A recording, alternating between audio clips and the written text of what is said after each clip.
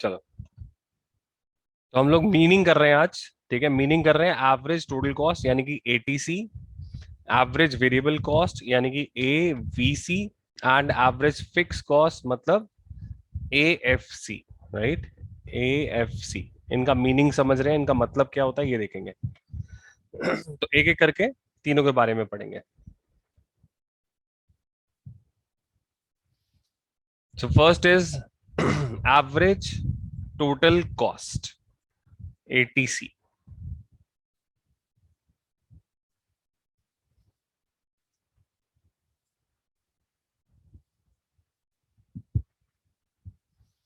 देखो, पहली बात, किसी का भी अगर आप एवरेज पढ़ते हो, आप किसी के भी एवरेज की बात करते हो, तो एवरेज हमेशा कैसे आता है? एवरेज हमेशा आउटपुट से डिवाइड करके आता है, याद रखना ये बात। तो अगर आप ए टी सी के बारे में पढ़ रहे हो, एवरेज टोटल कॉस्ट के बारे में पढ़ रहे हो, तो it is total cost TC divided by output. आपने जब आउटपुट को डिवाइड करोगे तो आपके पास क्या आ जाएगा? ए टी सी आ जाएगा, एवरेज टोटल कॉस्ट।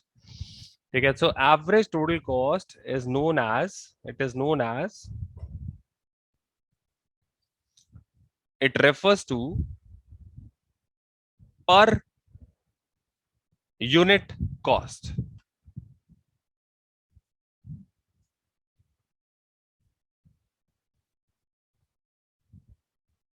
बिल्कुल बिल्कुल सिंपल वर्ड्स में बात हो रही है। It refers to per unit cost, कि आपकी एक यूनिट कितने की है, आपने एक यूनिट को कितने में बनाया।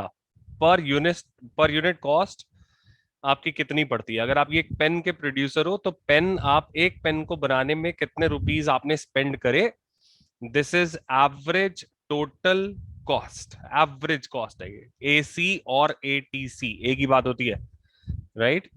सो आप उसे लिखो ए सी, यानी एवरेज कॉस्ट, और average total cost, both are same thing, right, याद रखना ये बात। तो डायग्रामेटिकली जब आप बनाते हो, तो ये एवरेज टोटल कॉस्ट कर्व कैसा दिखता है। ठीक है, अब हम बात करते हैं डायग्रामेटिकली।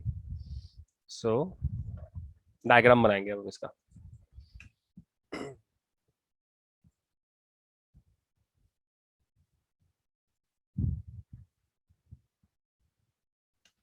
देखो,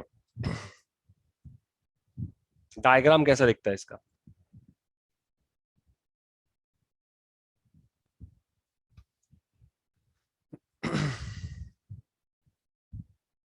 आप जब भी कोई डायग्राम बनाओगे इस पूरे चैप्टर में, एक्स एक्सिस पे आप क्या लिखोगे? आउटपुट। और वाई एक्सिस पे आप क्या लिखोगे? कॉस्ट। कॉस्ट। कॉस्ट। आप कॉस्ट लिख सकते हो, या जिस भी कॉस्ट का आप डायग्राम बना रहे हो उसका नाम लिख सकते हो। तो you can also right total cost. अगर आप टोटल कॉस्ट का डायग्राम बना रहे हो, तो यहाँ पर आप टोटल कॉस्ट भी लिख सकते हो। ठीक है, so this is your marking, ये आपने मार्क कर दिया। This is your origin, of course X axis Y axis, right. जब आप एवरेज टोटल कॉस्ट का डायग्राम बनाओगे, तो वो डायग्राम कैसा बनेगा?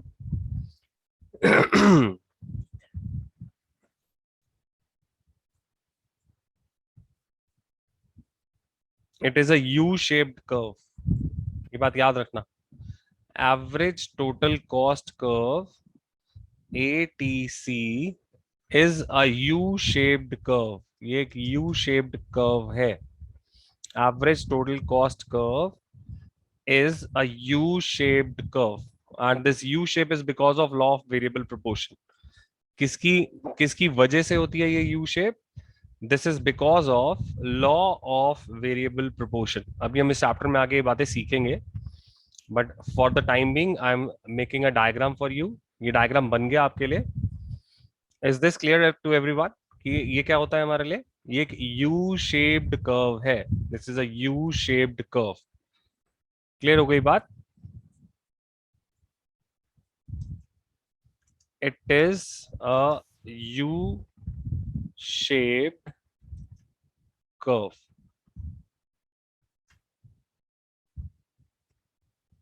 क्या शेप होती है एवरेज टोटल कॉस्ट कर्व की? It is a U shaped curve. Clear है बात? तो आगे चले। Yes. Okay, now average variable cost AVC. देखो, एवरेज वेरिएबल कॉस्ट और एवरेज फिक्स कॉस्ट, ये दोनों ही कैसे फाइंड होते हैं, पहले इनका लॉजिक समझते हैं और फिर आएंगे इस पे, ठीक है। मुझे एक बिल्कुल सिंपल सी बात बताओ, हमने ऊपर एक इक्वेशन लिखी थी, देखो ये हमारे पास एक इक्वेशन थी, that total cost is equals to, total cost क्या होती है, total fix cost plus total variable cost, यही होती है टोटल कॉस्ट। हाँ जी, क्या ये ठीक है? Yes sir. Yes sir. तो मैं टोटल कॉस्ट यानी टीसी को, यानी डायरेक्टली अगर मैं लिखूं फॉर्मूले के हिसाब से, I can write it as, अरे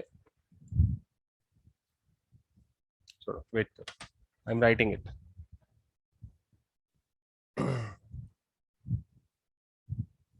I can write TC equals to FC plus VC, ये मेरे पास नॉर्मल इक्वेशन थी, ये तो सबको क्लियर है राइट। अगर मैं इस पूरी इक्वेशन को डिवाइड कर दूं, अगर मैं इस पूरी इक्वेशन को डिवाइड कर दूं आउटपुट से, तो क्या होगा बताओ। If the equation is divided by output,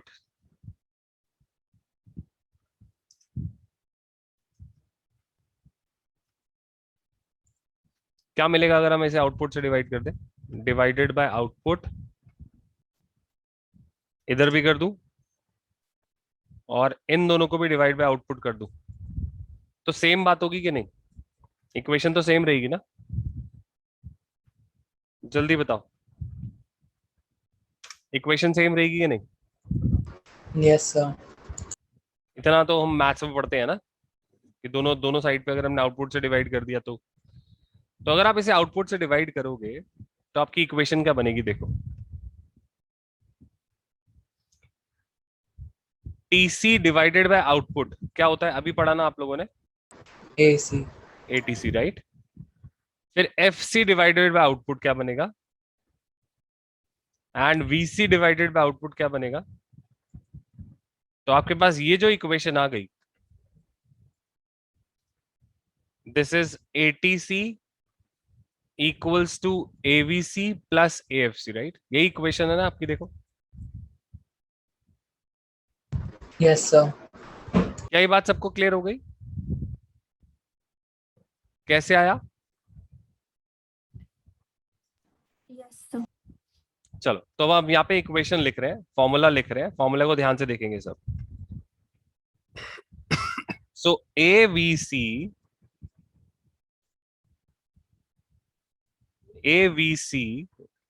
refers to TVC divided by output, क्या ये ठीक है।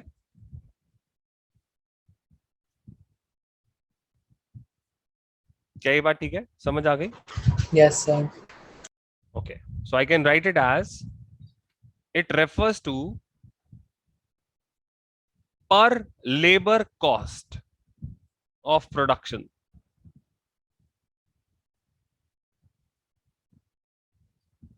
अब बोलो क्या ये बात ठीक है, जो पैसा सिर्फ लेबर को पे करा, वेरिएबल फैक्टर कौन है, लेबर। भाई वेरिएबल फैक्टर लेबर ही है ना। Yes sir. हाँ जी, वेरिएबल फैक्टर लेबर ही होता है ना। यस। चलो डायग्रामेटिकली बनाते हैं, वेरिएबल कॉस्ट का कैसे बनेगा, देखो वेरिएबल कॉस्ट का डायग्राम ध्यान से देखेंगे, बनाने का तरीका देखेंगे, ठीक है। मैं इसे पहले रिमूव नहीं कर रहा हूं ताकि आप ये बात समझ सको, ध्यान से देखना। वेरिएबल कॉस्ट कर्व, ठीक है, इनिशियली देखो स्टार्ट कहां से हो रहा है, पहली बार स्टार्टिंग पॉइंट और एंड पॉइंट देखना। उसका स्टार्टिंग पॉइंट जो होता है एवरेज टोटल कॉस्ट से नीचे होता है, थोड़ा गैप होता है उनमें, देखो ध्यान से देखो। लेकिन जब वो एंड होगा तो वो उसके क्लोजर एंड होगा। ये इनकी शेप का एक्चुअल डिफरेंस है, इन दोनों का। दोनों कर्व यू शेप्ड है, लेकिन इनिशियली जो गैप होता है एटीसी में और एवीसी में वो ज्यादा होता है, and later on it reduces, ये कम होता रहता है। इसके बारे में हम आगे पढ़ेंगे चैप्टर में कि ऐसा क्यों होता है। लेकिन जो शेप का डिफरेंस है वो सबको समझ आ गया। Yes, sir. तो मैं एटीसी को यहां से हटा रहा हूं, we are not making ATC in this diagram. आगे जाके बाकी के डायग्राम्स में सबको कॉमन बनाना पड़ेगा, right. So this is for only AVC. ये डायग्राम किसके लिए बनाया हमने? सिर्फ ABC, AVC, average variable cost. Now I am taking this diagram to the notes.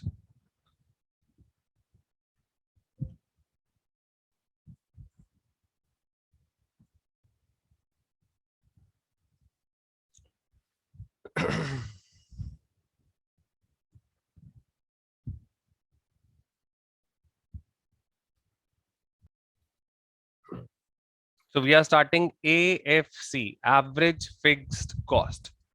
अब ये एवरेज फिक्स कॉस्ट क्या होती है? AFC is TFC divided by output, मतलब total fixed cost divided by output. So it is said to be, ये होती क्या है हमारे लिए? एक second. So AFC is, it refers to per unit fixed cost. तो फिक्स कॉस्ट क्या होती है? जो आप फिक्स फैक्टर्स पे स्पेंड करते हो, राइट। फिक्स फैक्टर्स क्या होते हैं? मशीनरी। तो मशीनरी पे जो आपने पैसे स्पेंड करे उसका पर यूनिट कॉस्ट इज AFC। वो क्या होती है? Average fixed cost. ठीक है, डायग्रामेटिकली समझते हैं, सारा काम डायग्राम का है, तो डायग्राम को अच्छे से समझेंगे। सी डायग्राम देखो,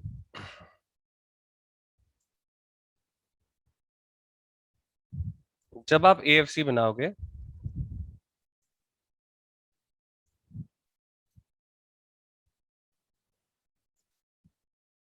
तो average fix cost curve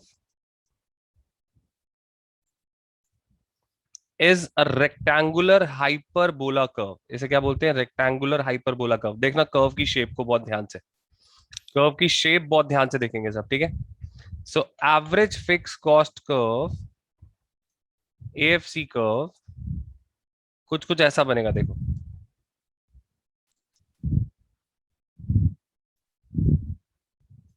This is AFC curve, average fixed cost curve. Average fixed cost curve is always declining. ये हमेशा decline होता है। AFC curve is always declining. ये हमेशा decline होता रहता है, नीचे नीचे नीचे नीचे bend होता जाएगा। But it is never zero. लेकिन ये कभी भी zero नहीं होगा, right? So output आप कौन से एक्सिस पे लिखते हो? इसका रीजन मैं समझाता हूं अभी, ठीक है। Output cost,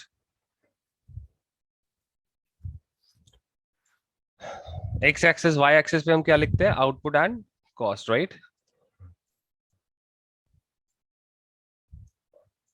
so AFC curve is a rectangular hyperbola curve. उसका रीजन मैं आपको बताता हूं और इसका मीनिंग भी बताता हूं, why it is said to be rectangular hyperbola. ठीक है, देखो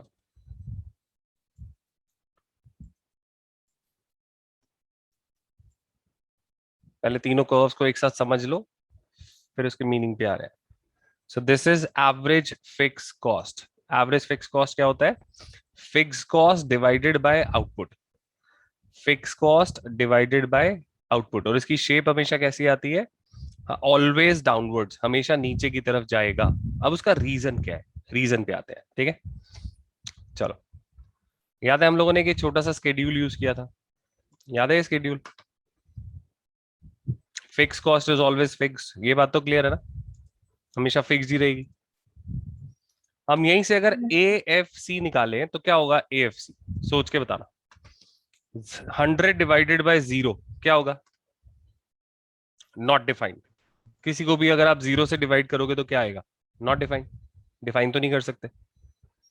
नेक्स्ट लेवल पे देखो, 100 डिवाइडेड बाय 1 कितना हुआ? 100। देन 100 डिवाइडेड बाय, वो सॉरी 100 डिवाइडेड बाय 2 कितना हुआ आपके लिए? 50। देन 100 डिवाइडेड बाय 3 कितना होगा? ऐसे ही चलता रहेगा ये, जितनी जितनी जगह भी आगे ले जाओगे। 100 डिवाइडेड बाय 4, 100 डिवाइडेड बाय 5, क्योंकि फिक्स कॉस्ट तो हमेशा फिक्स ही रहेगी, फिक्स कॉस्ट में तो कोई वेरिएशन आ ही नहीं सकता। ऐसे ही होगा ना? 100 डिवाइडेड बाय 6, क्या ये कभी 0 हो सकता है? सोच के बताना, जितना मर्जी नीचे ले जाओ। 100 डिवाइडेड बाय 1000 भी करोगे ना तो 0 तो नहीं आएगा। No, sir. 100 divided by 1 crore करोगे तो भी 0 नहीं आएगा। आउटपुट अगर 1 करोड़ यूनिट्स है और सिर्फ 100 रुपीज की फिक्स कॉस्ट है तो भी वो 0 तो नहीं हो सकता ना। So AFC can never be 0, AFC कभी भी 0 नहीं हो सकता। क्या ये बात समझ आ गई है बच्चे से? AFC can never be 0। फंडा क्लियर हो गया सबको? एएफसी 0 नहीं हो सकता। Yes, sir. चलो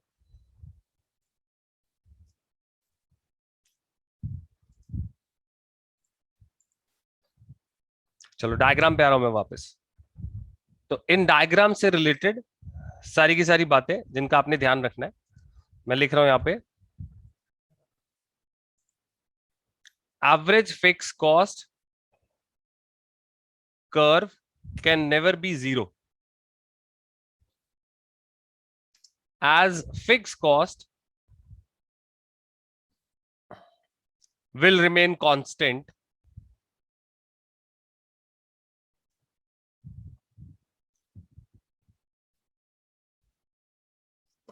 curve is also known as rectangular hyperbola curve। अब ये रेक्टेंगुलर हाइपरबोला का मतलब क्या होता है, इसका मीनिंग समझेंगे हम, ठीक है? हम रेक्टेंगुलर हाइपरबोला का मीनिंग समझेंगे अब कि व्हाट इज रेक्टेंगुलर हाइपरबोला, ठीक है? अब रेक्टेंगुलर हाइपरबोला का मीनिंग देखो, बहुत इंपॉर्टेंट क्वेश्चन है रेक्टेंगुलर हाइपरबोला, ध्यान देना।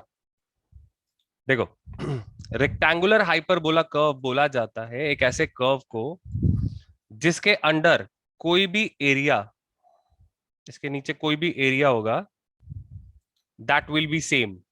अब ये एरिया सेम का मतलब क्या है, ध्यान से सुनेंगे हम लोग, ठीक है? मैंने इस कर्व पे कोई भी 2 पॉइंट ले लिए,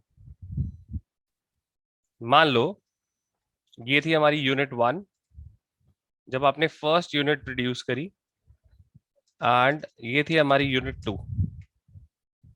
फिक्स कॉस्ट कितनी थी? What was the fix cost? 100। अभी आप लोगों ने स्केड्यूल देखा, अगर फिक्स कॉस्ट 100 है, 100 डिवाइडेड बाय 1 कितना आएगा? एएफसी कितना होगा? 100. और जब आपने 100 को 2 से डिवाइड करा तो एएफसी कितना था?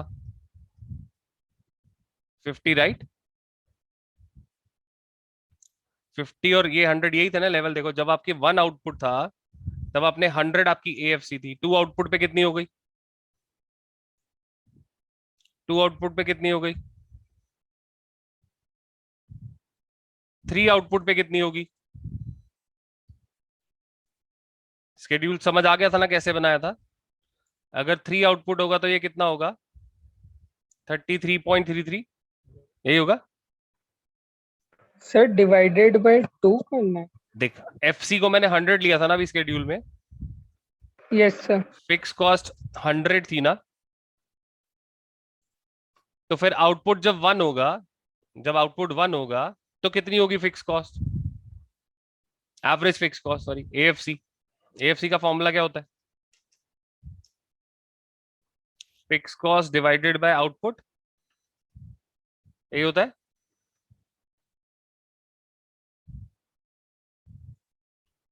तो अगर फिक्स कॉस्ट 100 है तो AFC कितना होगा? पहले 100 डिवाइड बाय 1, अगली बार 100 डिवाइड बाय 2, अगली बार 100 डिवाइड बाय 3, ऐसे ही निकालोगे ना? Yes, sir. तो 100 डिवाइड बाय 1 कितना था? कितना आया था? 100. फिर 100 डिवाइड बाय 2 कितना आया था? 50. 100 डिवाइड बाय 3 कितना आया? यही वैल्यूज आई ना, देखो AFC की। Yes, sir.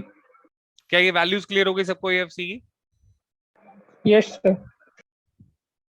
अच्छा, अब मुझे आप लोग बताना एक बात। अगर AFC का फॉर्मूला हमें पता है कि वो fix cost divided by output होता है, ये पता है ना हमें formula, fix cost divided by output, AFC का फॉर्मूला। Yes, sir. तो फिर FC का फॉर्मूला क्या होगा? इसको मल्टीप्लाई कर सकता हूँ, क्रॉस मल्टीप्लाई, कह रहे मल्टीप्लाई इट। Yes, sir. तो FC क्या होगा? AFC मल्टीप्लाई बाय आउटपुट, यही होगा ना?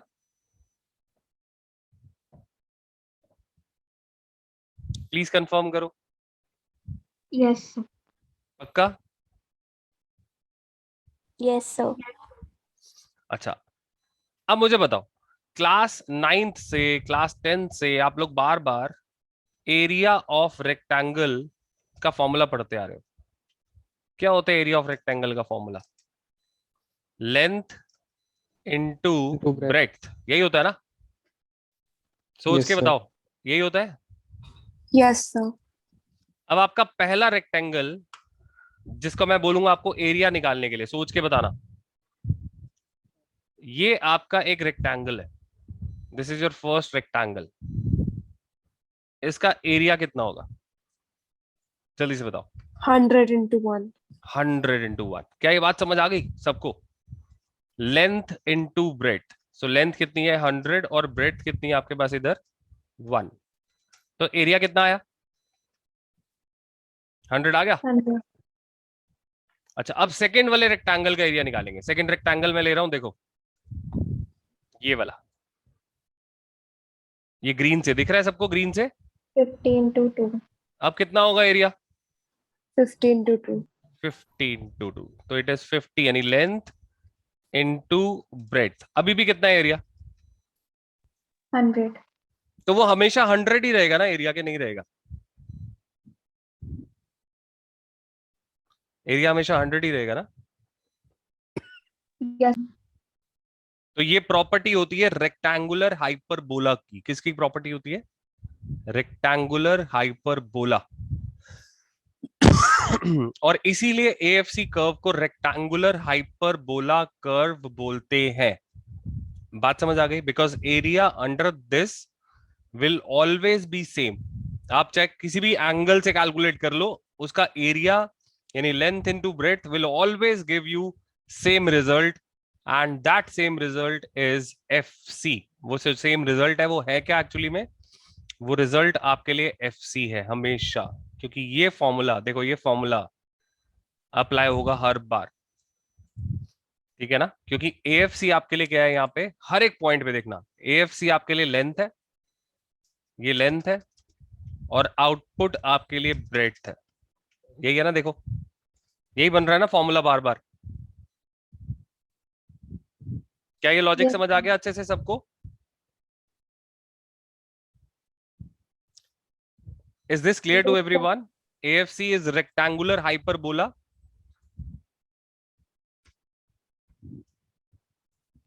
तो हाइपरबोला का मीनिंग क्या होता है? अच्छा, आप चलो ठीक है, मैं बताता हूँ, ये भी समझाते हैं। चलो, is this AFC curve shape is clear to everyone? Average total cost curve एक यू शेप कर्व था, दोबारा से बोल रहा हूं, ध्यान से सुनना। ATC कर्व एक यू शेप्ड कर्व था, ठीक है? AVC कर्व भी एक यू शेप्ड कर्व है, ये भी एक यू शेप्ड कर्व है, but AFC curve is rectangular hyperbola in shape. ये इनका बेसिक है। क्या मैं आगे चल सकता हूं?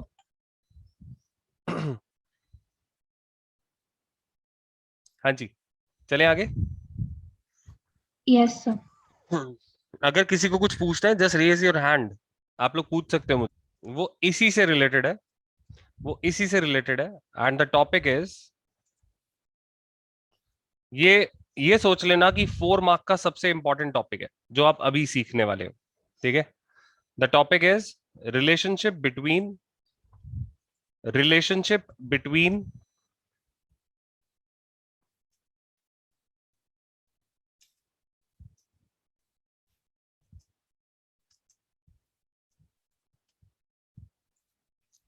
इन तीनों का relationship, one of the most important topic, ठीक है, जो आपके लिए प्रॉपर एक फुल फ्लेज्ड आंसर है। 4 मार्कर, ये सोच लेना 4 मार्कर क्वेश्चन है, पेपर में आना है, कंफर्म क्वेश्चन है पेपर का, आएगा ही आएगा। Relationship between ATC, AVC and AFC. अभी आपने इनका मीनिंग सीखा है, this is the meaning of all 3 things. कौन कौन सी 3 चीजें? ATC, AVC and AFC. अब आप इनका रिलेशन सीखोगे कि इनका क्या रिलेशन है आपस में। तो रिलेशन पे जाने के लिए सबसे पहले मैं इनका डायग्राम बनाऊंगा और फिर मैं इन सबको एक्सप्लेन करूंगा।